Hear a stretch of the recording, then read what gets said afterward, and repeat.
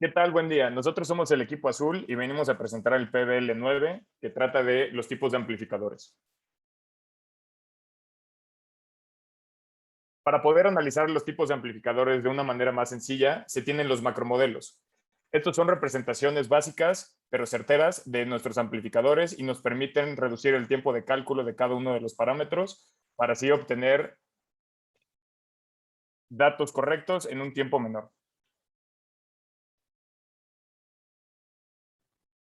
Ahora se presentan los 4 tipos de amplificadores que se van a analizar en esta práctica.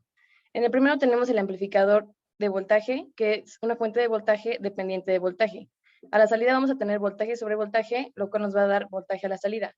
Aquí lo importante es reconocer la resistencia de entrada, que va a ser infinita, y la resistencia de salida, que va a tender a 0 o casi 0. En el amplificador de corriente vamos a tener una fuente de corriente dependiente de corriente, como se muestra en esta parte, para obtener a la salida corriente. Y de esta forma, contrario al voltaje, tenemos una resistencia de entrada que tiende a 0 y una resistencia de salida que es casi infinito.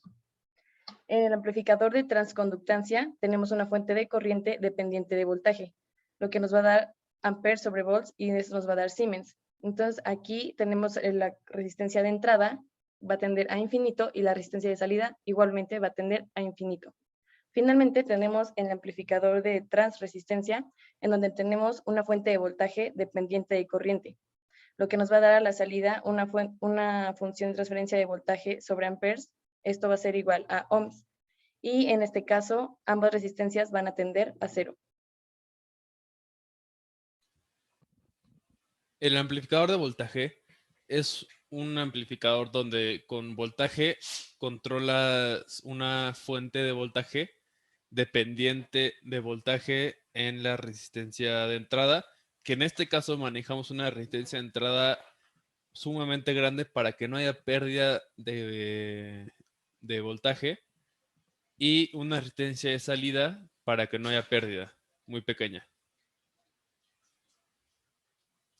Como se puede ver aquí, el voltaje in es de 0.1 volts, mientras que el voltaje out es de 9.9, aproximadamente 10 volts, siendo que el factor de ganancia son 100K.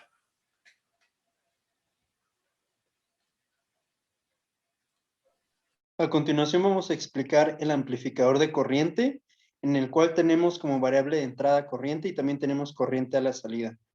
Cabe mencionar que la característica más importante de este amplificador es que su resistencia de entrada es muy pequeña, idealmente 0, y su resistencia de salida es muy grande, idealmente infinito. Aquí lo podemos ver en el ejemplo, que nuestra resistencia de entrada es de 100 ohms y nuestra resistencia de salida es de 1 mega. Entonces nuestra resistencia de entrada es muy pequeña comparada con nuestra resistencia de salida. También debemos recordar que estos valores están dados para que no haya pérdidas en la corriente, ni de entrada ni de salida.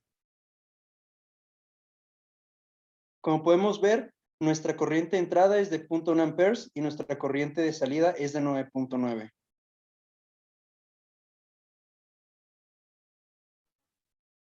En este caso, se tiene un amplificador de transconductancia, lo que significa es que a la entrada vamos a estar alimentando a nuestro amplificador mediante una fuente de voltaje y a la salida vamos a tener una fuente de corriente o una corriente de salida. Como se puede observar, en la entrada debemos de tener una resistencia muy grande, teóricamente infinita, con respecto a la resistencia inicial de la fuente de voltaje, debido a que es un divisor de voltaje. A la salida debemos tener una resistencia de igual manera muy grande con respecto a la resistencia de la carga, para que toda la corriente la podamos medir en la resistencia de carga. En este caso y para las simulaciones, podemos observar que de igual manera se tienen 100 milivolts a la entrada, y a la salida, debido a que es un amplificador transconductor, tenemos 9.99, casi 10 amperes a la salida.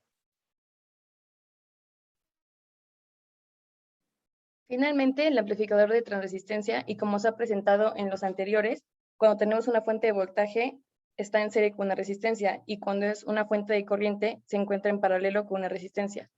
En este caso, ambas resistencias, la resistencia de entrada va a ser tiende a 0 y la resistencia de salida va a ser casi infinito en este caso. Y ahora,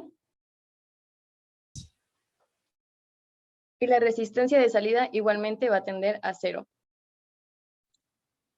Aquí se observan los cálculos para obtener la resistencia, en donde el voltaje va a ser de 9.9 y la corriente va a ser de 0.1 amperes, lo que nos da una salida de 99 ohms.